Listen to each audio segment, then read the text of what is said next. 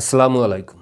যে যেখান থেকে দেখছেন এবং শুনছেন সবাইকে শুভেচ্ছা এবং অভিনন্দন। আমি অ্যাডভোকেট মোহাম্মদ আমিনুল ইসলাম চৌধুরী সোহাগ আছি আপনাদের সাথে। সুপ্রিয় শ্রোতা, সম্প্রতি থেকে কিছুদিন আগে আমি বেদখল হয়েছি। সেটা হতে পারে ২ মাস অথবা ১ মাস অথবা ৫ দিন অথবা ৭ দিন। অথবা হতে পারে ২ বছর, ৪ বছর, ৬ বছর অথবা ১২ বছর, ১৫ বছর।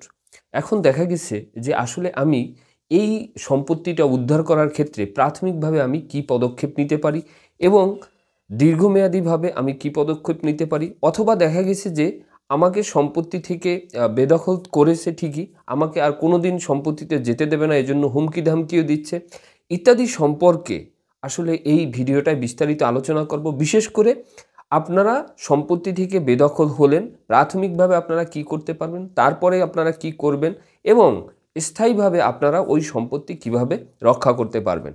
এসব সম্পর্কে বিস্তারিত আলোচনা করার চেষ্টা করব। আশা করি সবাই সাথে থাকবেন। যারা এখনও এই চ্যানেলটি সাবস্ক্রাইব করেননি, দয়া করে চ্যানেলটি সাবস্ক্রাইব করে দিবেন এবং যদি ভিডিওটি ভালো লাগে তাহলে অবশ্যই লাইক, কমেন্ট, শেয়ার করবেন।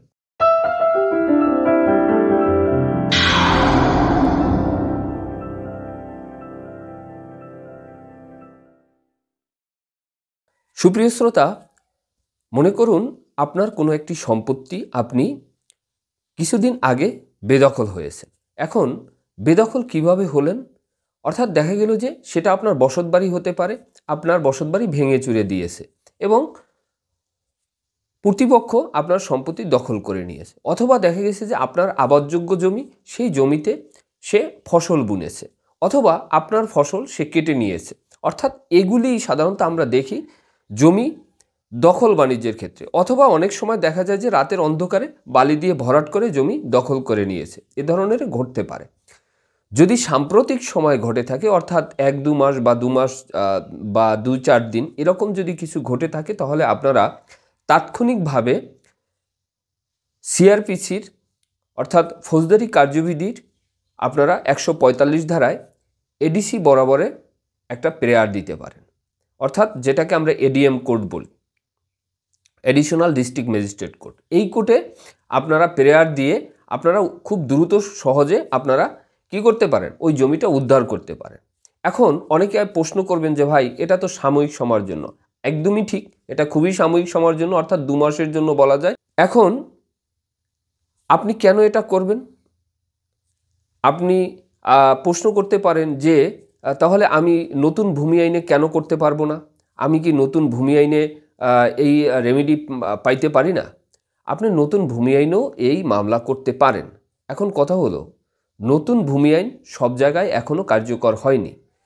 আমি ঢাকাতে প্র্যাকটিস করি, যদি ঢাকাতে হয় তাহলে আমি বলবো যে আপনারা সরাসরি নতুন ভূমি আইনে মামলা করেন। অর্থাৎ নতুন ভূমি আইনে আপনি দখল পুনরুদ্ধারের মামলা করতে পারেন এবং সেই ক্ষেত্রে আপনি একটা মোটামুটি স্থায়ী সমাধান পেতে যাচ্ছেন। কিন্তু ১৪৫ ধারায় সাধারণত একটা সাময়িক সময়ের জন্য একটা আদেশ দেওয়া হয় এবং সেটা কি, স্থিতি অবস্থা বজায় রাখার জন্য। অর্থাৎ যে যে অবস্থায় আছে সে অবস্থায় থাকবে। এখন যে অবস্থা বলতে কি বুঝি? কারণ এই যে লোকটা আমাকে বেদখল করলো সে তো প্রকৃত ওখানে দখলদার না। কারণ তার প্রকৃত দখল যদি প্রমাণ করতে হয় তাহলে বিগত ২ বছর তাকে উক্ত জমিতে দখলে থাকতে হবে।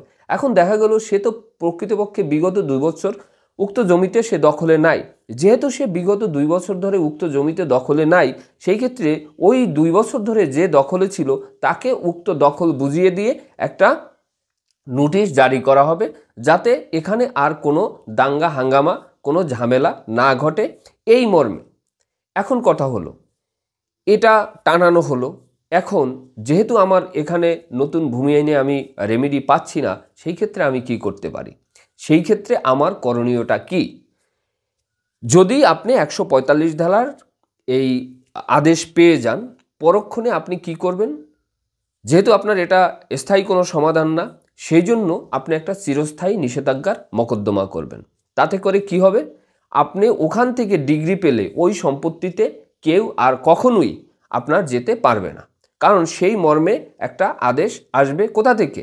দেওয়ানি আদালতের সেই যে মকদ্দমাটা আপনি করলেন চিরস্থায়ী নিষেধাজ্ঞার মকদ্দমা, সেই মকদ্দমার মাধ্যমে যে রায় ডিগ্রিটা আসবে সেই বলে আপনি সেখানকার দখলদারিত্বে থাকতে পারবেন। না হলে আবার কি হবে, এই যে 145 ধারা এটার কিন্তু একটা সাময়িক সময়ের জন্য অর্থাৎ 2 মাস 6 মাসের জন্য এইটা স্থায়ী থাকে, এরপরে কিন্তু এটার আর ভ্যালিডিটি থাকে না। তা সেই ক্ষেত্রে কিন্তু যারা আপনাকে বেদখল করলো তারা কিন্তু আবারও পরক্ষণে আপনাকে বেদখল করতে পারে। আর এই জন্যই আপনি কি করবেন, এই চিরস্থায়ী নিষেধাজ্ঞার মকদ্দমাটা করবেন এবং চিরস্থায়ী নিষেধাজ্ঞার মকদ্দমার মাধ্যমে যদি আপনি রায় ডিগ্রি পান সেই ক্ষেত্রে আপনার আর কোনো সমস্যা থাকলো না। এখন অনেকে প্রশ্ন করবে যে ভাই তাহলে আমি শুরুতে কেন চিরস্থায়ী নিষেধাজ্ঞার মকদ্দমা করতে পারবো না? দেখুন, চিরস্থায়ী নিষেধাজ্ঞা মকদ্দমার যে শর্ত সেটা হলো একছত্র আপনার দখলদারিত্ব থাকতে হবে, অর্থাৎ আপনি বেদখল হলে চলবে না, কিন্তু আপনি তো অলরেডি বেদখল হয়ে আছেন আর সেজন্যই আপনাকে 145 করতে হলো, অর্থাৎ আপনি আবার দখল পেলেন এবং ওখানে আপনি দখলে আছেন। যখন আপনি দখল পেলেন এবং দখলে আছেন এই মর্মে একটা আদেশ আছে এবং আপনি দখলেও আছেন এবং আপনার বর্তমান অবধি সকল কাগজপত্র অর্থাৎ খাজনা খারিজ থেকে শুরু করে পিছনের যত কাগজপত্র সব আপডেট আছে, সেগুলি থাকলে আপনি নিষেধাজ্ঞার মামলাটা করতে পারবেন। তাতে আর কি হবে, আপনার উপরতি আর কোনো ঝটকি ঝামেলা আসতে পারবে না। আর এইটা যে আসতে পারবে না এজন্যই কিন্তু আপনি কি করলেন, এই চিরস্থায়ী নিষেধাজ্ঞা মামলাটা করলেন। তাহলে আপনারা ক্লিয়ার হয়ে গেলেন যে কেন 145 করতে হয় এবং পরবর্তীতে কেন চিরস্থায়ী নিষেধাজ্ঞার মামলাটা করতে হয়। আর যদি কাউকে শুরুতেই হুমকি ধামকি দিয়ে থাকে, দখল উচ্ছেদ করার পায়তারা করে থাকে, কিন্তু আপনি এখনও দখলে আছেন, সেই ক্ষেত্রে আপনি সরাসরি চিরস্থায়ী নিষেধাজ্ঞার মামলা করতে পারবেন। এখন আসুন, যারা দীর্ঘদিন ধরে বেদখলে আছেন অর্থাৎ কোনোভাবেই আর দখলে যেতে পারেন না, সেই ক্ষেত্রে কিন্তু আপনারা দেওয়ানি আদালতেও মামলা করতে পারেন দখল পুনরুদ্ধারের, কিন্তু সেই ক্ষেত্রে আমরা জানি একটা দীর্ঘসূত্রিতার ব্যাপার থাকে এবং অনেক ঝামেলার ব্যাপার থাকে। এখন সেইটা থেকে যদি আপনি পরিত্রাণ পেতে চান এবং দ্রুত সময়ে যদি আপনি উক্ত সম্পত্তি উদ্ধার করতে যান, তাহলে সেই ক্ষেত্রে কি করতে হবে, আপনাকে যে নতুন যে ভূমি আইন অর্থাৎ ভূমি অপরাধ প্রতিরোধ এবং প্রতিকার আইন, এটার যে 8 ধারা, সেই 8 ধারায় আপনি মামলা করতে পারেন। এই 8 ধারায় মামলা করলে আপনাকে আইনে বলা আছে, আমি আবারও স্পষ্ট করতে চাই আপনাদেরকে, আইনে বলা আছে যে 3 মাসের মধ্যে আপনাদেরকে এই রেমেডি দেওয়া হবে, অর্থাৎ 3 মাসের ভিতরেই আপনারা এই সম্পত্তি পেতে পারেন, অর্থাৎ আপনি দখল পুনরুদ্ধার করতে পারবেন। এখন অনেকে আবার বলবে যে ভাই আমি দখল পাওয়ার সাথে সাথে আমি যে অনেক দিন ধরে বেদখল হলাম, সেই আমার ফ্ল্যাট থেকে বা আমার সেই জায়গা থেকে তারা তো অনেক ভাড়া উঠিয়েছে বা তারা টাকা পয়সা উঠিয়ে নিয়েছে, এখন সেই ক্ষেত্রে আমি ক্ষতিপূরণ পাবো কিনা? দেখুন, এই আইনে আপনি কোনো ক্ষতিপূরণ পাবেন না। যদি আপনি ক্ষতিপূরণ পেতে চান সেই ক্ষেত্রে আপনি দেওয়ানি আদালতে মামলা করে তারপর আপনি এই ক্ষতিপূরণ পাইতে পারেন।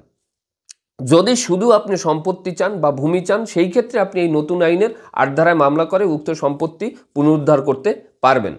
এখন এই নতুন আইনে সম্পত্তি উদ্ধার করতে বা পুনরুদ্ধার করতে আপনাকে যে জিনিসটা খুবই খুবই গুরুত্বপূর্ণ এবং মাথায় রাখতে হবে সেটা কি, আপনার সকল কাগজপত্র একদম আপডেট থাকতে হবে, অর্থাৎ বর্তমান অবধি খাজনা পরিশোধ থাকতে হবে, নামজারি পরিশোধ থাকতে হবে, বিগত দিনের যত পর্চা সেগুলো একদম আপডেট থাকতে হবে, দলিলগুলো সব আপডেট থাকতে হবে।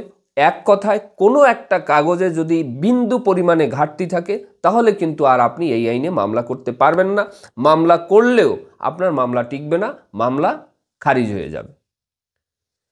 এখন কথা হলো যে তাহলে আমি কি করতে পারি, আমার তো কোনো একটা কাগজ একটু দুর্বল আছে অথবা কোনো একটা কাগজ আমি আপডেট করতে পারতেছি না, কারণ তারা বেদখল করে আমাকে নিয়ে গেছে এবং বেদখল করে নিয়ে তারা তাদের নামে খাজনা খারিজ করছে, তাদের নামে রেকর্ড করছে, সেই ক্ষেত্রে কি তাহলে আমি আমার সম্পত্তি পাবো না? অবশ্যই পাবেন।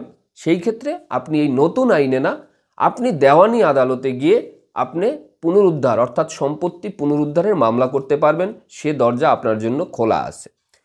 তাহলে আজকে এই ভিডিওর মাধ্যমে আমরা স্পষ্ট হলাম যে কোন সময় কিভাবে বেদখল হলে আমরা কোন কোন পদক্ষেপ নিতে পারি, অর্থাৎ শুরুতে আমরা কী ধরনের পদক্ষেপ নিতে পারি, দীর্ঘদিন ধরে আমরা বেদখল আছি এবং সেই ক্ষেত্রে তাদের কিছু কাগজপত্র তাদের নামে হয়ে গেছে, সেই ক্ষেত্রে কি করতে পারি, আবার কাগজপত্র আমার সব ঠিক আছে কিন্তু আমি কিছুদিন ধরে বেদখলে আছি, সেই ক্ষেত্রে কি করতে পারি, সব কিছুই আমি এখানে ছোট করে আপনাদেরকে জানানোর চেষ্টা করলাম।